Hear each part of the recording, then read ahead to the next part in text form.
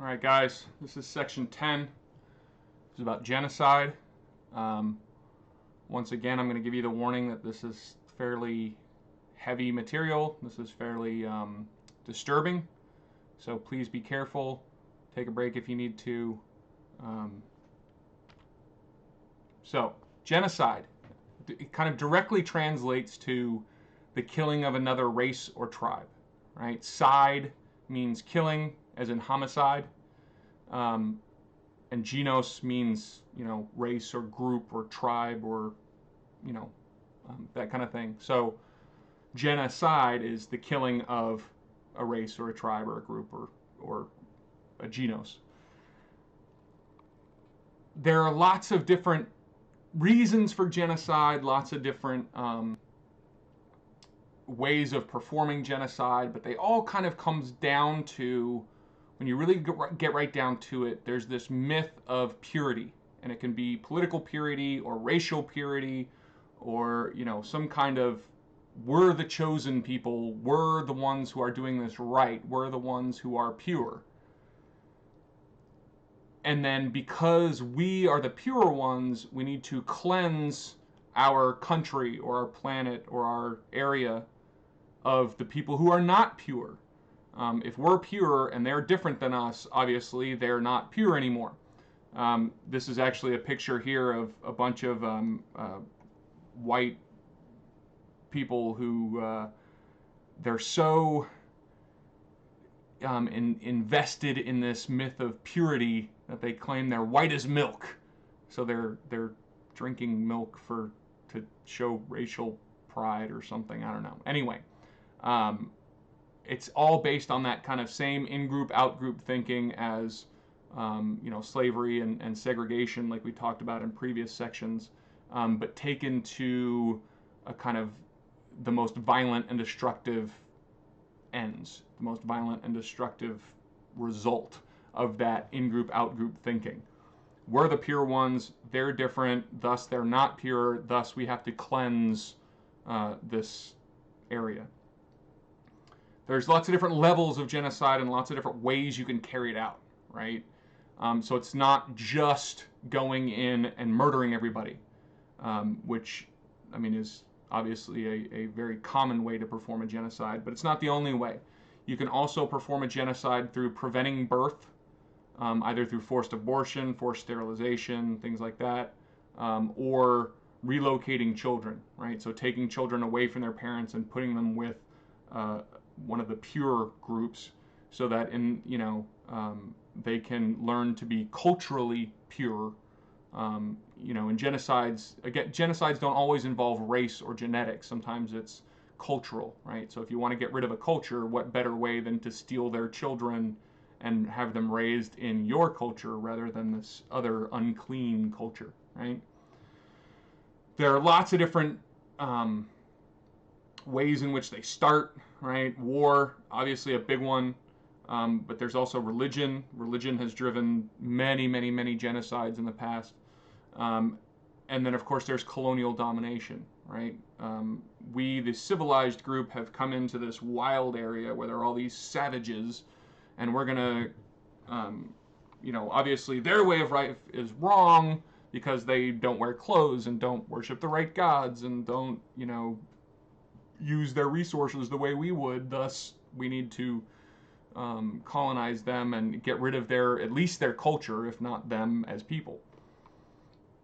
But there was a quote in the textbook that this course is kind of based on that I really, really like, and it said something about how genocide is telling an entire group of people, or treating an entire group of people, that they have the moral guilt of existence, which I thought was a really kind of profound way to put it, right? So whatever group it is that is having a genocide committed against them, their mere existence becomes guilt. And the aggressor group is punishing them merely for the guilt that they have just by existing. Does that make sense? So we look back through history. There's lots and lots and lots of different examples of genocides.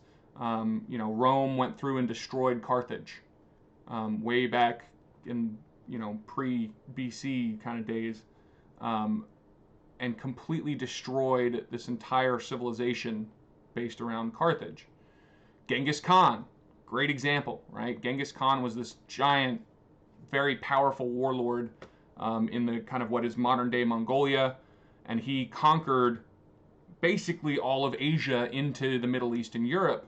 And in fact, Genghis Khan had the largest, or his descendants, I should say, had the largest empire in human history. Like by geography, the Mongol Empire started by Genghis Khan was the largest empire in human history, bigger than Roman Empire, bigger than the British Empire, bigger than everybody. But the way he would do it is essentially he would go in, essentially kill everybody, and install his own culture, his own groups, his own vassals, and wipe out everything that existed there before, so that his people could take over. What's really interesting, though, is the possible genocides that we really don't know about because they happened kind of in a way or at a time when nobody really recorded it, right? So there are lots of civilizations that we know used to exist, and we know they don't exist anymore, and we have no idea what happened to them. So in the American Southwest, there was an entire group called the Anasazi.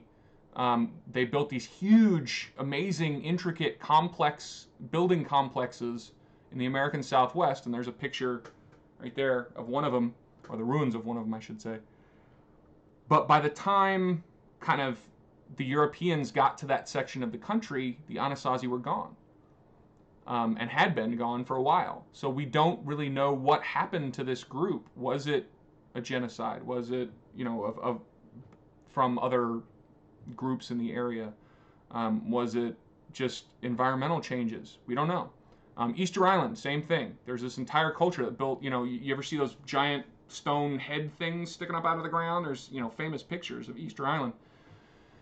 By the time Western Europe got there, the people didn't exist anymore. And again, we have no idea why. It could have been genocide. It could have been environmental changes. We don't know.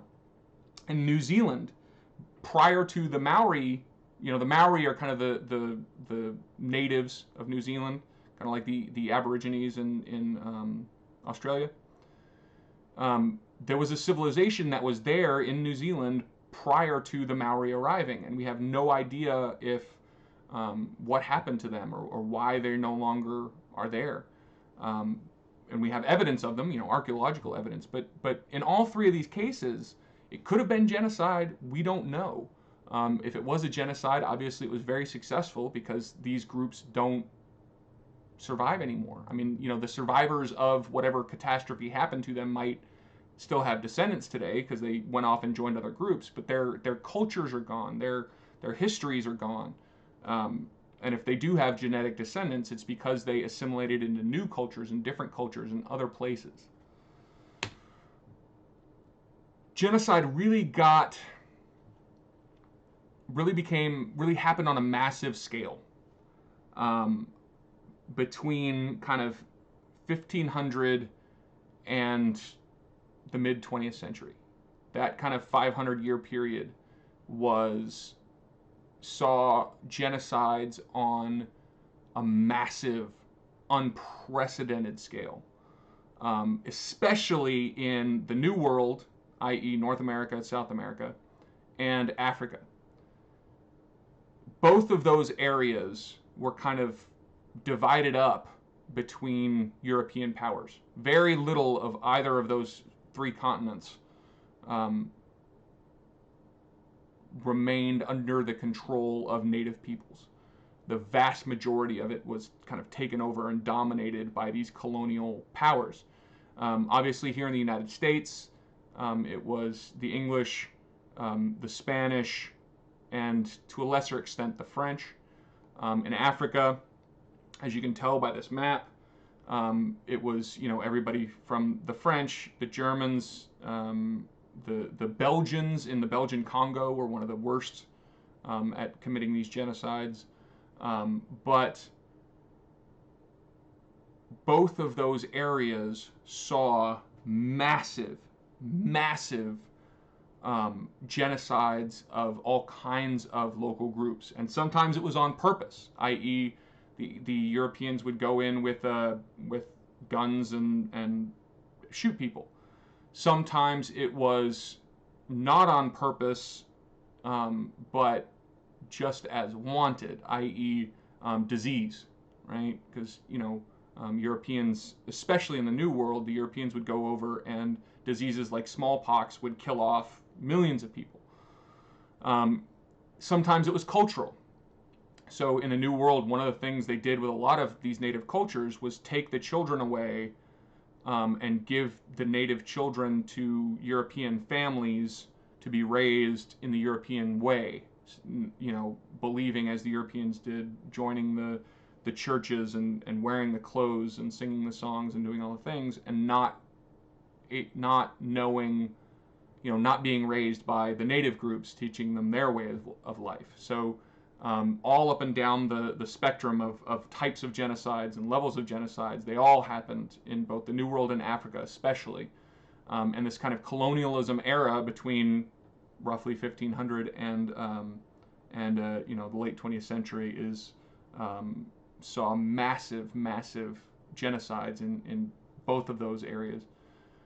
And we're still feeling the effects today, right? I mean, we've kind of, as a industrialized Western culture, we've realized, wow, that was really evil of us. Like, I can't believe our ancestors did that to their ancestors. But the effects are still highly, highly visible in the world today. Here in the United States, Native Americans, if you look at the effects of this colonial genocide, they're still hugely impactful on the people today. This is not something where, it happened back then and it was bad, but people need to get over it. No. The impacts are still very visible today. Both Africa, the New World, Australia, New Zealand, all those things are still dealing with the repercussions of these situations. So jumping into the 20th century, the very beginning of the 20th century, there was, right around the time of World War I, there were Ottoman Turks. They were a group in what is now Turkey, what was prior to World War I, the Ottoman Empire. And they, during this World War I, they saw a big rise in nationalism, right? Turks are the best, and we're, the pure ones, we're the great ones, and, all the other peoples that are around us are lesser and subhuman. So the target of their nationalistic desire to purify their area was the Armenians. And of course it started with the military age males, right? So men kind of above the age of 15 were the first targets, because those are the ones that, if a group is being oppressed, those are the ones that are going to be able to fight back the most. So those are the ones in most genocides that you want to, the oppressing group wants to kill off the first. So they started rounding people up and killing them. They relocated many of them, in ways eerily reminiscent of the Trail of Tears, where we relocated natives, and many, many, many, many people died along the way. But during World War I, these Armenian people were systematically A, murdered, B, neglected to the point of death, and C, culturally, there was an attempt to culturally erase not only the people, but the culture as well. But it was during World War I. So the world didn't pay a lot of attention. It wasn't until late 20th century, even the 21st century, that a lot of this stuff started, um, people really understood what happened to the Armenians back 100 plus years ago now. Um, so it kind of flew under the radar a little bit, if you will, because World War I was going on. That was such a big deal, and so many people were involved, and so many people were dying, especially in Europe. Europeans kind of didn't really care about non-European people having a genocide committed against them in Turkey, or what is now Turkey. So, and because of politics and economics and the way the world was at the end of World War I, essentially the entire world decided to just kind of ignore what the Turks had done to the Armenians, and give them a little bit of a slap on the wrist, but not any serious punishment or serious investigation. So they got away with it at the time, right? They were able to kill millions and millions of people, and never really faced any kind of serious punishment from the international community about it. But fast forward to World War II, and this is where it gets really even worse, and one of the more publicized and one of the more documented genocides in world history. So the Nazis kind of saw what happened to the Armenians and thought, oh, well, that makes a lot of sense. That we can kind of see how they did it and learn from what they did, because after World War I, obviously Germany was on the losing side of World War I. They were kind of humiliated on the world stage by losing World War I. At the end of the war, there was a treaty. It's called the Treaty of Versailles, and essentially Germany, France, and England, and the United States and the Allies were very upset at Germany for starting this war as they saw it.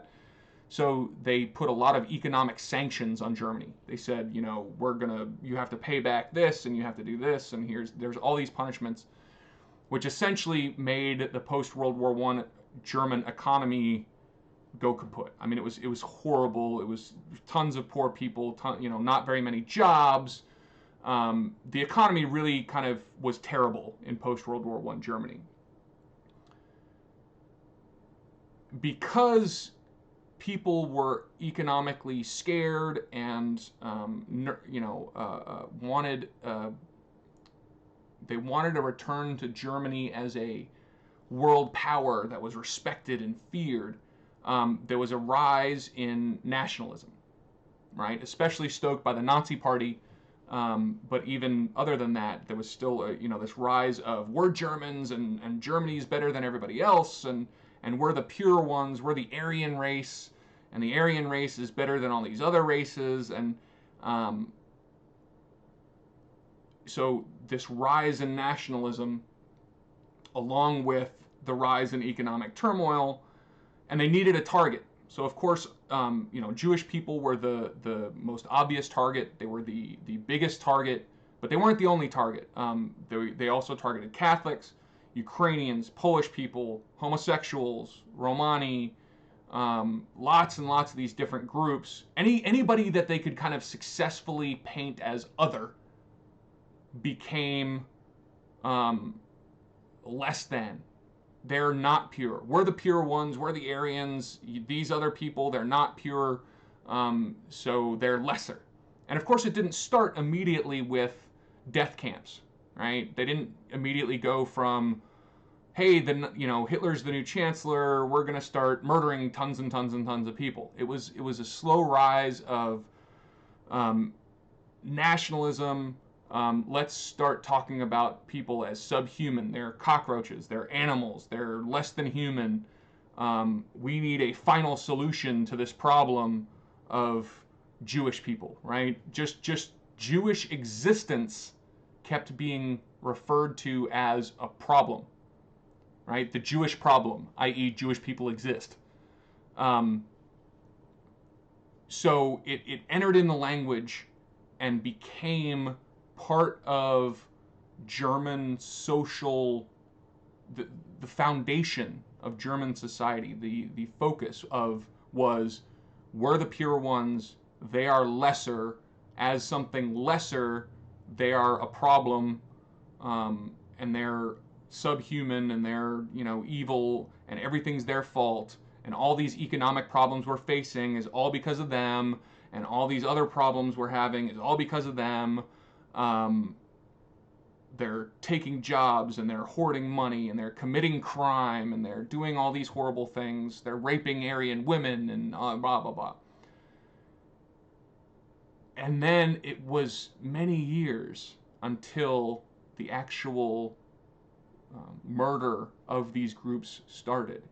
It started with the dehumanization, and then, but by the time the genocide was actually happening, by the time people were being murdered, that was more important to Germany than winning the war. They were, World War II is raging, and there were numerous instances where they could have gotten a military advantage by not committing this genocide, but they chose to continue the genocide rather than obtaining that military advantage through ending it, because that was more important to them at that point and in that culture than that genocide was the most important thing. And this is kind of how it happened. This is the steps, right? So first they had to define who the other is. They had to define the Jews and the homosexuals and the Polish people and all those other groups as other, right? They're bad. They're obviously less than us. Then there was the stripping of rights, stripping of property, stripping of humanity. They're taking away all of the things that make these other people human. Then they're segregating them and stigmatizing them, right? So Germany put Jews in ghettos, right? This is the Jewish area of the city, and it's, those that, they can keep all the crime in that area. They can keep all the badness that they bring with them as the unpure people over there, and we're going to keep them separate. And then it moves from that to concentration, building camps, taking them and putting them into these camps, and saying, oh, we're just kind of keeping them secure because we think they're working for the enemy, because they're evil, and they're obviously not like us, thus they must be one of working for the enemy. And then, of course, last is the killing. Gas chambers, bullets, hanging, starving, working to death in labor camps. And it didn't all happen at once. It was a slow growth from they're other, they're bad, they're criminals, they're taking jobs, they're siding with the enemy, up through taking away their rights, taking away their humanity, labeling them, making them wear the star on their sleeves, or the pink triangle in the case of homosexuals. And slowly, the culture became more accepting and more accepting. And because of this rise in nationalism, because of this rise in economic turmoil, they needed somebody to blame, somebody to point the finger at, in some cases, literally. So, these propaganda posters were common in Germany about the time of the war. So, there is the enemy. And this one says essentially behind the enemy armies is Jewish people, right? So it's, the British, the American, the Soviet flags, i.e. Nazi Germany's enemies. They're painting Jewish people as being behind all of this problems. They're the cause of crime. They are the cause of the war. the war is obviously impacting everybody at this point. They're having to ration food, and people are dying, and they needed somebody to blame for all that. And Jewish people especially, but again other groups, became, because of this history of scapegoating and stripping of humanity, they became the proper or easily observable targets for that. And then that's how genocides happen. So we're going to go ahead and stop there. I'll see you for the next subsection.